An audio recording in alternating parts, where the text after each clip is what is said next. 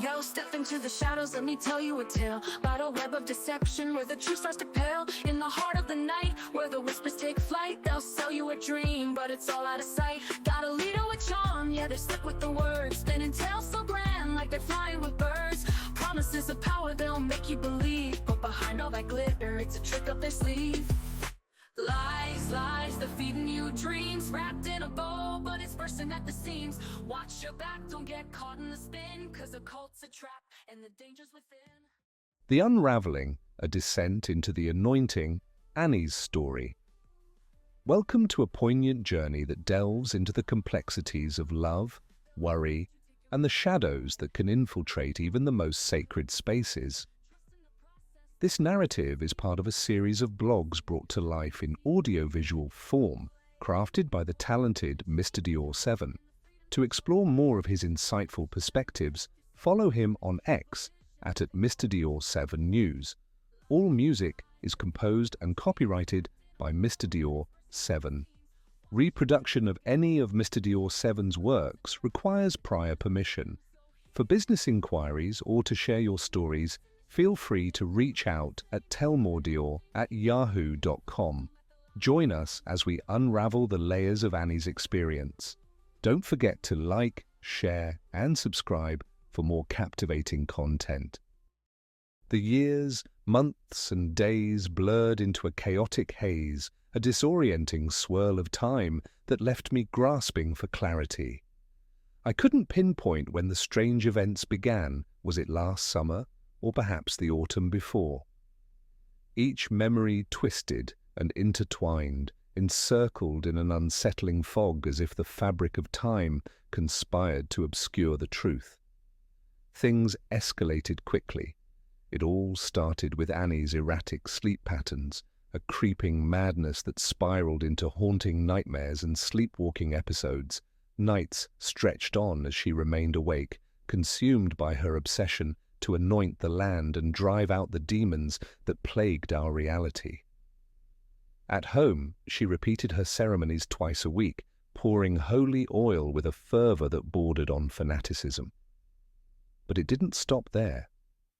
She insisted on anointing the tires of our cars, convinced that the vehicles needed protection from the lurking darkness. I suspected she might have even done the same to my shoes, her frantic need to shield us from unseen forces driving her deeper into her obsession.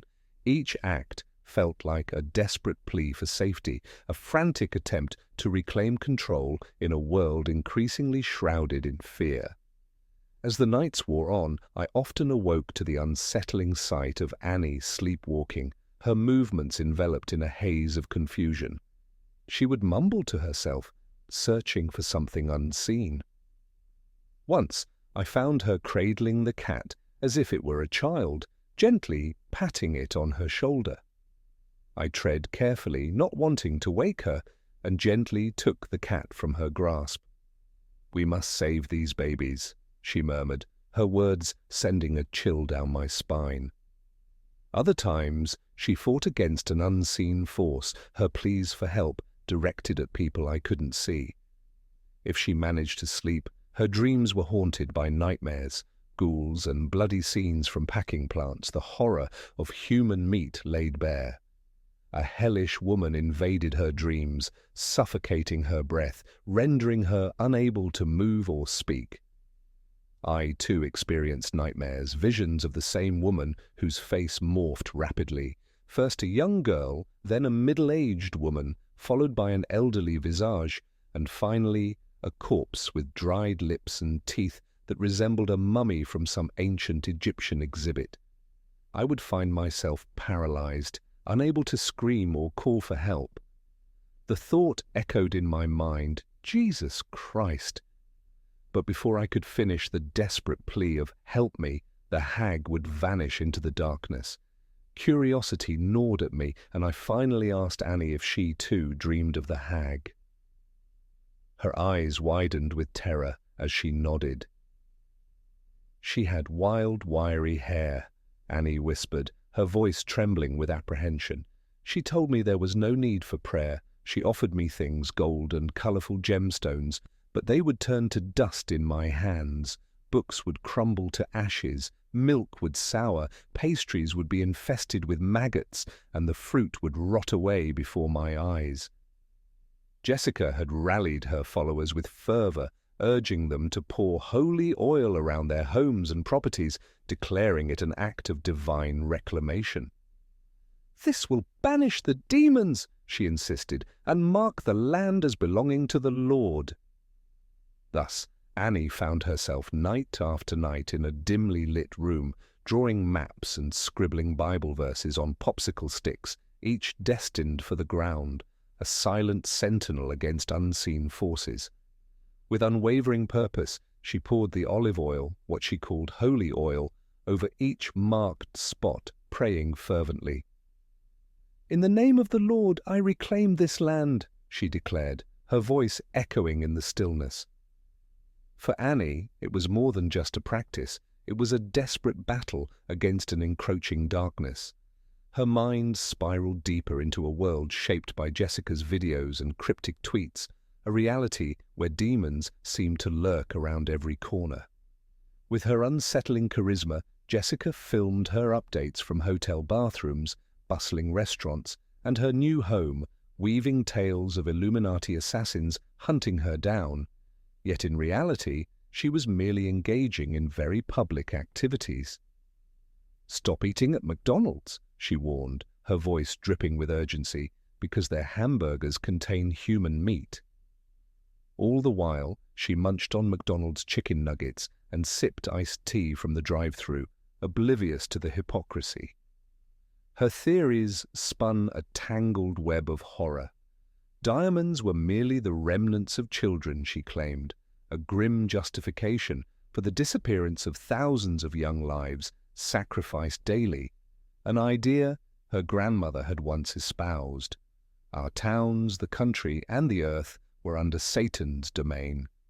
My wife, entranced by this dark narrative, became absorbed in the notion of anointing the land, believing that demons held dominion over specific territories, houses, buildings, towns, and even bodies of water. Annie was convinced that certain demonic generals were appointed to oversee these areas, their names known only to the Illuminati. Her grandmother passed down knowledge to Jessica, who now shared it with the world. The premise was absurd yet compelling. God required humans to pour holy oil over locations to banish evil spirits, as if divine intervention depended on our actions to reclaim what was rightfully His. As she explained it to me, I watched her fervor ignite. Carefully, she poured olive oil into a special container, each drop a testament to her determination. Closing her eyes, she took a deep breath, centering herself before invoking a prayer. "Lord, I ask that you make this oil holy," she intoned, her voice steady and filled with conviction. "As I set it apart for you, may it become a vessel of your divine purpose." With each word, the air thickened, charged with the weight of her faith. "Everything I use this oil for, I dedicate to you. I surrender every aspect of my life, trusting that it will be used according to your will, not my own." I watched as she envisioned the oil infused with sacred purpose, a testament to her unwavering devotion. "May this holy oil serve as a reminder of your presence, guiding me as I navigate the challenges ahead. I trust in your wisdom, Lord, knowing you will direct its use in ways I cannot yet comprehend." Annie's days were consumed by her relentless oil rituals, each one more obsessive than the last. She roamed the town, meticulously performing her anointing routines, her eyes scanning for the cryptic signs that greeted visitors at the city's entrance. Every detail mattered, every symbol whispered secrets she felt compelled to decode. Each revelation felt like a yarn knitted in the dark, intertwining our fates closer to an unimaginable horror that lurked just beyond the edge of our waking lives. The line between dreams and reality began to blur, a chilling reminder that some nightmares don't end when the sun rises. As the days turned to weeks, the atmosphere in our home grew thick with tension and dread. Other strange events occurred, some seeming more like scenes from a horror movie than from our lives. Shadows seemed to stretch longer, whispering secrets I couldn't hear, while Annie's obsession deepened, pulling me into a spiral of madness from which I feared there might be no escape. It was clear that her attempts to reclaim the land were not extracting, but instead inserting something. They were desperate acts of survival against the encroaching darkness that threatened to consume her. And I couldn't shake the feeling that the true horror was just beginning to reveal itself.